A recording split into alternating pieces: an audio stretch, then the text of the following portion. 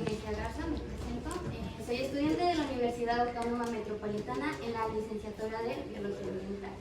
Y el día de hoy les voy a presentar el trabajo titulado Características funcionales de la herpetofauna y su vulnerabilidad, un estudio en la selva baja caducifolia.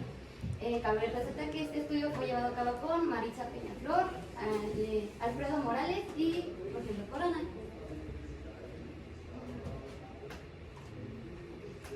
Bueno, como introducción, es sabido bien que la herpetofauna es uno de los grupos en los cuales el cambio climático les afecta directamente, provocando su vulnerabilidad, así como que este grupo no suele tener tantos estudios que se lleven a cabo.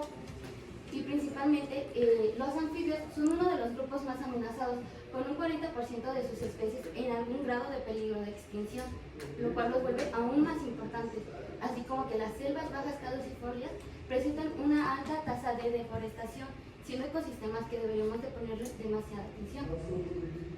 Y bueno, como siempre, México es un país megadiverso. En el sentido estricto de la herpetofauna, de acuerdo a reptiles, tenemos que tienen el segundo lugar a nivel mundial. Y de reptiles, pues el quinto lugar en cuanto a diversidad, claro. Y como siempre, pues estas especies se ven amenazadas por las mismas cosas que siempre, ¿no? Bueno, que prácticamente toda la fauna de México y del mundo se ven amenazadas. Pérdida y fragmentación de hábitat, cambio de uso de suelo, el cambio climático, cosas que ya todos sabemos y que lo podemos ver a simple vista. Sin embargo, esto es todo, en serio, siempre van a ser los mismos factores para todos los organismos. Nosotros nos los pensamos, nos lo planteamos y creemos que hay más cosas que pueden hacer que estos grupos en específico se vean vulnerables. Para ello, nosotros lo que tomamos en cuenta fueron sus rasgos funcionales. Rasgos que deberían de ayudar a que se encuentren en los sitios, que lleven a cabo sus funciones ecológicas. Tal vez estas son las mismas cosas que los están poniendo en vulnerabilidad. Por eso tomamos lo que principalmente es la coloración, el tamaño, la plasticidad que presentan, los patrones que presentan en su cuerpo como motas, rayas o franjas y la actividad que presentan estos organismos. Bueno, ¿cómo lo hicimos? Fácil. Primero conseguimos una base de datos de SNP, una base de datos de la selva baja caducifolia de Oaxaca, y esta fue depurada. Esta depuración se llevó a cabo como para quitar todos los sinónimos de las diferentes especies y asegurarnos que solo tuviéramos especies terrestres. Después se definieron diferentes rasgos funcionales, que fueron los que ya les expliqué.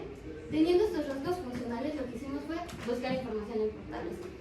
Para ello utilizamos mucho lo que es BioWeb, esta base que está en línea de Reptilio, base de datos, Enciclopedia y la de Economía, obviamente. Para después, con estos datos de los rasgos funcionales, realizar o construir índices, el índice de resiliencia y el de vulnerabilidad. El de resiliencia tomamos en cuenta factores como la endemicidad de los organismos, también si estos presentaban resistencia al aumento de temperatura o resistencia a una disminución de la precipitación, así como su amplia distribución. Y para la de vulnerabilidad tomamos en cuenta los listados tanto de la Red List de la IUCN, así como el listado de la NOM 059 de Semarnat, para después realizar el análisis de datos, obteniendo como resultado lo siguiente. Para la parte de resiliencia podemos ver claramente, bueno, les explico rápido.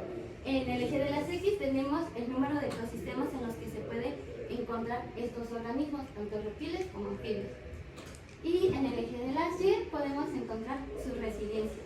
Este es de acuerdo al índice que nosotros construimos.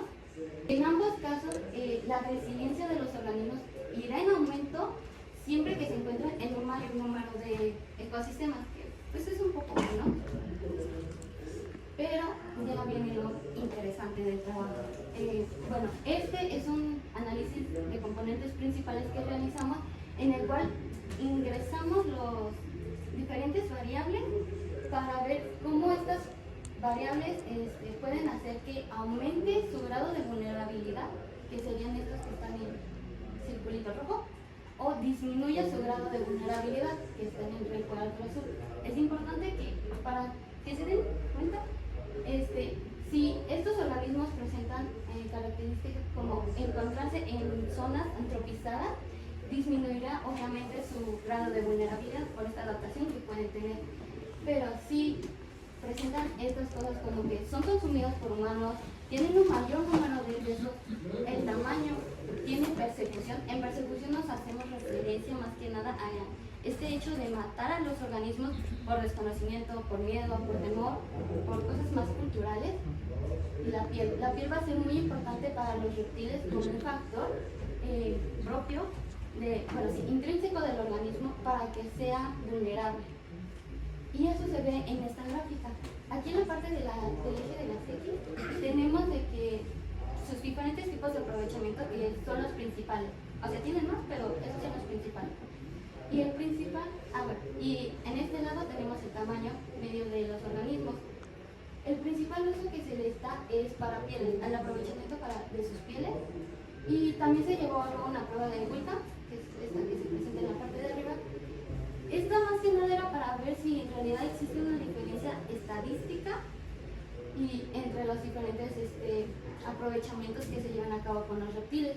Y si se dan cuenta, pues sí, el de la piel es exactamente la diferencia estadística.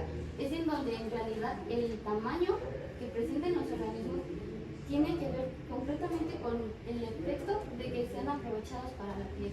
Bueno, se aprovecha su piel. Ahora sí, esta gráfica es un poco abrumadora, pero no se preocupen, les voy a explicar.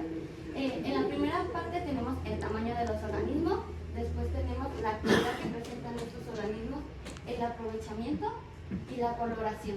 Esto ya era para integrar todos los datos de sus rasgos funcionales. Bueno, es importante ver que estos organismos que presentan un tamaño de 10 a 50 centímetros son principalmente diurnos. El hecho de que sean diurnos los hace más susceptibles a que los utilicen o se extraigan para que se vuelvan mascotas. Y estas mascotas siempre van a presentar una coloración de 2 a 4 colores. Entonces podemos ver claramente que estos organismos que son diurnos suelen ser utilizados como mascotas y que siempre van a presentar pues un mayor número de colores. Y después tenemos el mismo con la misma lógica. Meter todos los rasgos y todos los posibles riesgos que tiene en un PCA y ver cómo estos provocan que su vulnerabilidad o aumente o baje. Para las que bajan, si estos organismos, sin importar su tamaño, pues el tamaño no va a importar demasiado en su vulnerabilidad. Y el color marrón también van a hacer que no sean tan vulnerables. Estas características propias del organismo harán que no sean tan vulnerables, a diferencia de lo que pasaba con los reptiles. Y para que su vulnerabilidad aumente, tenemos persecución, número de riesgos, enfermedades, que esta ni siquiera se había visto en reptiles, y la endemicidad de los organismos. Y en aprovechamiento se ve claramente que no tenemos para nada lo mismo, aunque sí tiene también aprovechamientos y hay algunos otros aprovechamientos que en reptiles no se tenían. Estos no son significativamente importantes, pues la talla no implica en su aprovechamiento. Y en el de Sankey, es la misma lógica. Primero va tamaño, actividad, aprovechamiento y coloración. Casi todos nuestros organismos prácticamente tenían un tamaño de 1 a 10 centímetros. Y estos organismos eran principalmente nocturnos, pero no presentaban ningún tipo de aprovechamiento. Entonces, precisamente en los anfibios no se ve la misma línea que en los reptiles, que tanto el tamaño como la coloración provoca un tipo de aprovechamiento, algo que no se repite en los anfibios.